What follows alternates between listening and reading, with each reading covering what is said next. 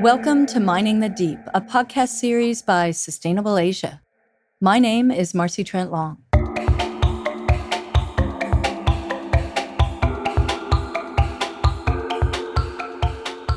In the previous episode, we learned about the untapped mineral riches of the deep ocean floor.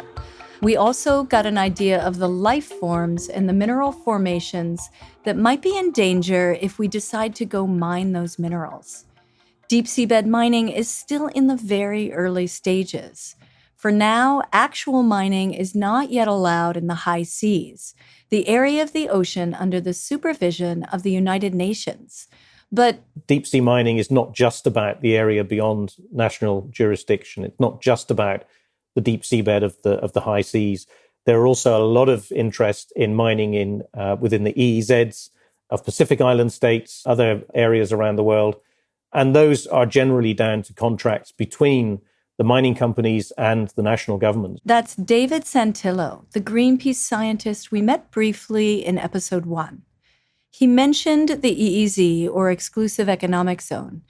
You'll hear that term a lot throughout this series. It's basically just the area of the sea up to 200 miles out from the shore. Any country that has a coastline has an EEZ. And like David says, within that zone, a country can do pretty much whatever they want. So in 2011, Papua New Guinea decided it would give deep seabed mining a go. On the 13th of January 2011, Nautilus Minerals was granted a mining license for the development of the world's first seabed mine. That's from a news report by a local TV station in Papua New Guinea, or PNG. It talks about the PNG government making a deal with a company called Nautilus Minerals. In 2011, this Canadian company was granted a license to start mining in the Bismarck Sea, a part of the Pacific Ocean off PNG's northern coast that's surrounded by volcanic islands. Nautilus named the project Solwara 1. Solwara 1 is taken from the pidgin, which is the lingua franca for most of Papua New Guinea, for salt water. Dr. Helen Rosenbaum is the campaign coordinator for Deep Sea Mining Campaign, raising awareness about the consequences of deep sea mining in the Pacific. There were several meetings in the early stages of Nautilus's activities in Papua New Guinea where they basically sold the project to the government. Nautilus first came to Papua New Guinea in 2008. They figured out a way to mine the rich hydrothermal vents along the coast of the country, and the government of Papua New Guinea eagerly granted them a license to go explore and assess the environmental impact. There was a sort of a very excited boys' own adventure reaction to Nautilus, who was really talking up the prospects for Papua New Guinea as being a world leader in seabed mining. But when Nautilus came back with their environmental impact assessment, Indigenous people along the coast were not too pleased with it. They claimed it ignored the cultural value of those fishing grounds, and they sensed they needed an expert to take a good look at the document. So in 2009, they rang up Dr. Richard Steiner, a professor in marine conservation at the University of Alaska, and they asked him to review the Environmental Impact Statement, or EIS. I just emailed you my review of the Solwara 1 EIS, which was done about 10 years ago for a local group of coastal peoples in PNG.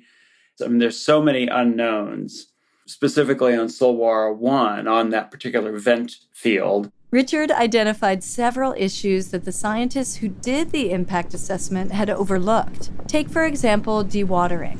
When a mining machine on the seafloor grinds hydrothermal vents into gravel, the bits of rock and some water is then pumped up to a ship that's waiting on the surface. There, the rock is filtered out of the water, and this process is called dewatering. And then the dewatered effluent would be pumped back down to 50 to 100 meters above the seafloor and discharged And that alone will cause a pollutant discharge in the deep sea that was not there prior to the project. Richard and other conservationists are worried that this effluent, once released in the deep ocean, will create large plumes of murky water. And those plumes could cover all life on the seafloor in a layer of mud. Nautilus's EIS also did not model what metals we might expect to be in those plumes that are going to be generated.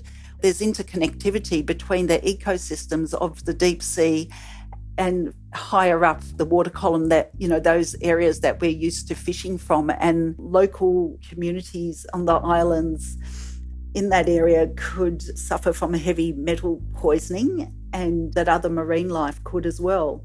And those pipes that bring the mined minerals up to the surface, they could be really vulnerable to earthquakes. Every year there are significant earthquakes in that area, really right in that area of where Nautilus proposes to mine the Solwara 1 mine. And none of this was factored into the environmental impact statement as risks.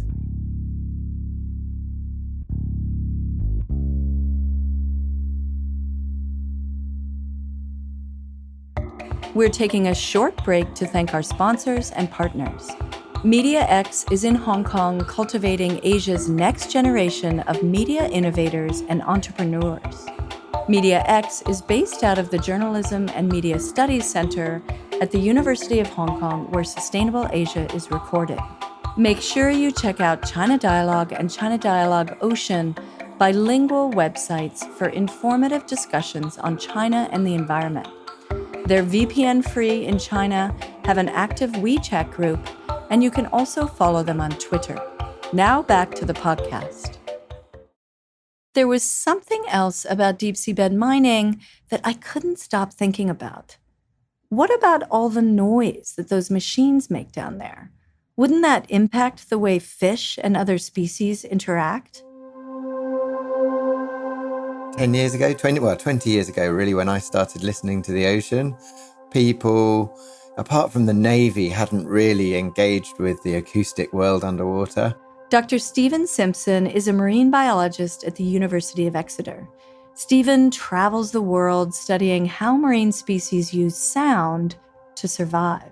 So my interest in underwater sound really came about by accident. In the 1990s, just when I was an undergraduate student.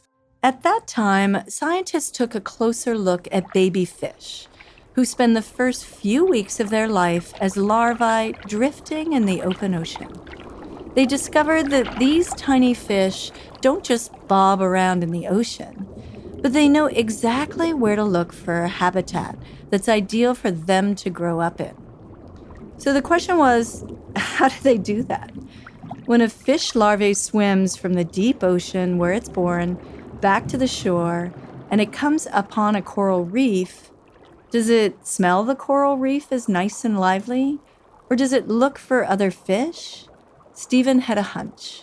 In about the 1980s, 1990s, hydrophones became available. These are underwater microphones, became available for biologists to start listening to the ocean.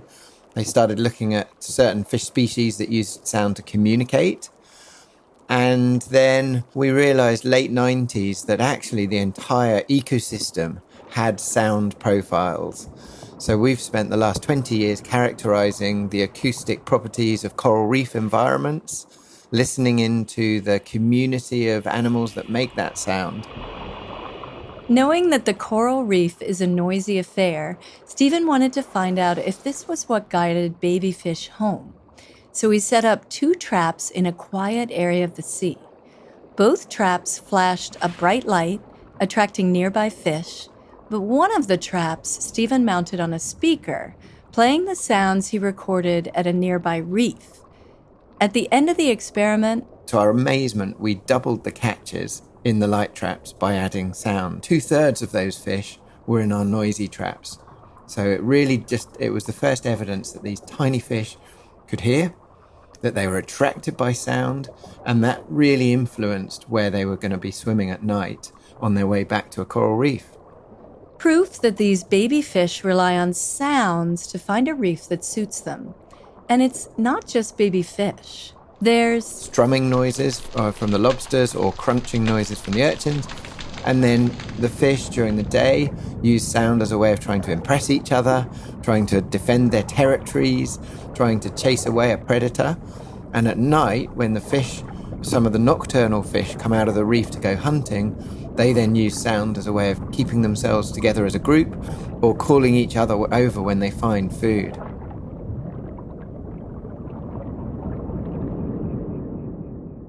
The Bismarck Sea is one of the most biologically diverse areas on Earth, and the Papua New Guinea government has just announced that they'll protect more than 7,000 square kilometers of the sea to support 2,000 species of fish that live there. But with the Saguaro 1 area so close to this protected habitat, what will be the impact if big mining machines start causing a racket down there? It creates an acoustic fog over the area, which means that the animals really lose that space in which to be able to vocally communicate with each other and to be able to listen to their environment. But the Bismarck Sea is big, 40,000 square kilometers, more than 15,000 square miles. So if a machine is drilling way down deep, would that actually affect the fish at all? It's likely to have boats up on the surface, which are either tethered or are at least controlling the operations down on the seabed. So that instantly you've got a lot of shipping noise, and these boats often use thrusters to maintain their position in the water, which are particularly loud.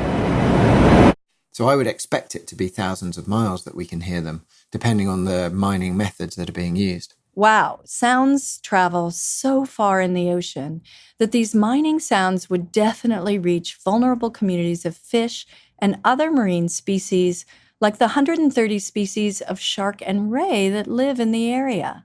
We're actually already seeing the results on shark populations from the activities of companies like Nautilus in the deep waters around Papua New Guinea. Very important culture in that area relies on shark calling. There's been a famous movie that was made in the 1980s called The Shark Callers of Kaupun that shows this really unusual and important cultural connection to the ocean through calling up the sharks. The indigenous people take to the sea in a small canoe. They dip a bundle of shells in the water and start shaking it. Soon enough, a shark comes up to the surface. The hunter ensnares the shark and drags it into his tiny canoe. When the shark is caught, the meat is shared with the whole community, which has the outcome of, social connectivity as well as connecting to the ocean environment. So local communities have been reporting for quite some time that Nautilus's exploration activities mean they can't any longer call up sharks. So I think that tells us that sharks have just moved off. There's not sharks in the numbers there used to be in that area. And tourism operators have reported similar things in terms of dolphin numbers as well. Declining numbers of wildlife in the area, serious concerns about how the delicate mining systems would hold up during tropical storms or earthquakes, issues with the discharge sludge that might cover entire ecosystems in the mud. This is what Richard Steiner, the Alaska University professor, found when he was asked by local groups to study the environmental impact of the Saguaro 1 project. Armed with this knowledge, local citizens tried to halt the licensing of the project. But at a 2011 meeting, the Papua New Guinea government was persuaded by the prospect of new mining revenue. For a struggling economy like Papua New Guinea, that's quite a appealing scenario. And caution was thrown to the wind. So although there were some saner, more cautious voices raised at this meeting, the majority of people there and the leading decision makers decided to go with the Saguaro 1 project and to give it its blessing. When the government granted Nautilus a license to start digging, immediately concerned citizens organized a grassroots campaign. Nautilus would need a few years to bring the funding and equipment together to start mining, so there was still time to stop the project. I, as the voice of the communities in New Ireland Province, request that this project be put to a stop, as we do not really know what we are getting ourselves into. We want to participate in the economic development of this country. We are not chasing away investors. We want genuine investors, but investors must come and respect us, respect our laws, respect our interests, and they must discuss with us. That was audio from a 2012 meeting between the stakeholders and concerned citizens. They had just collected 24,000 signatures opposing the project. One of the grassroots organizations that stood up against Nautilus is the Alliance of Solwara Warriors. Listen to Solwara warrior Patrick Kaupun as he explains what the ocean means to people there. So the Alliance of Solwara Warriors The Alliance of Solwara Warriors now stands together to push for the ban on seabed mining. Solwara, everything. The sea is everything, and by everything, I mean that it is our life. The sea connects with the land and the sky, and even with the bushes and the rivers. All are one in one life, and are worth so much more than development. I think this should be a gift to the future generation. Not development, but the life that we have with the sea. We stand up today to make sure our fight is for the betterment of our future generations. After Nautilus received the mining license from Papua New Guinea, they ordered a support ship to be built in China. Everything was to be ready for mining to start in 2018. But then things went from bad to worse for the company. They started a long legal battle with PNG government about payment of shares, which delayed the whole venture. Then a key corporate investor pulled out. Finally, in late 2017, they couldn't pay for the ship that was waiting for them in a dock in China. The Chinese shipbuilder eventually sold the vessel to an Indian mining company, and Nautilus, teetering on bankruptcy, entered administration. But for the people of Papua New Guinea, this was not a victory. The PNG government was bullied pretty much into buying a share of the Solwara 1 project. The government of Papua New Guinea has a 15% share. That purchase is now equivalent to something like 1/3 of Papua New Guinea's health budget for its population of 9 million people. They come into many of these developing island nations, promise the world. They always overstate the potential benefit of these projects and understate the potential risk and impact. The whole Nautilus business left a deep scar in Papua New Guinea and has alerted other Pacific nations to the risks of deep seabed mining.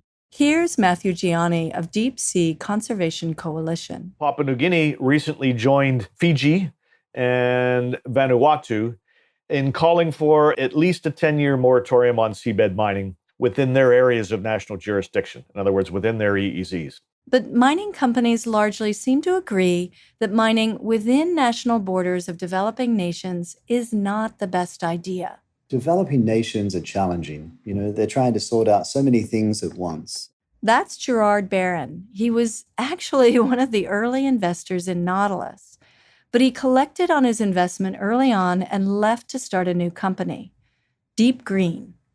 With Deep Green, Gerard is looking away from the national waters and out into the high seas, where the United Nations International Seabed Authority is the only one watching over your shoulder. I think that the International Seabed Authority, who govern the high seas, are a far more stable and far more reliable landlord.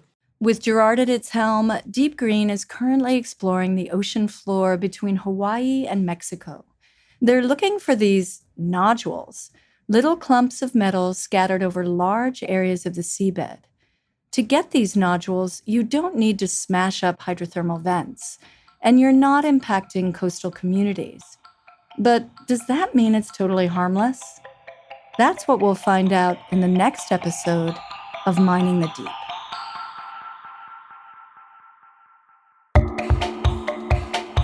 Mining the Deep is hosted by me, Marcy Trent Long, and produced by Sam Colombie in collaboration with China Dialogue. The series is mixed by Chris Wood. Thanks to all our guests for helping us unravel this complicated issue, to Miguel Urmeneta for his voiceover, and Alexander Mobison for his intro music made from repurposed and recovered waste items. Additional thanks to the podcast After the Fact by Pew Charitable Trusts for providing audio from a speech by Michael Lodge. Thank you to the entire Sustainable Asia team, Bonnie and Heidi Au, Josie Chan, Crystal Wu, and Jill Baker.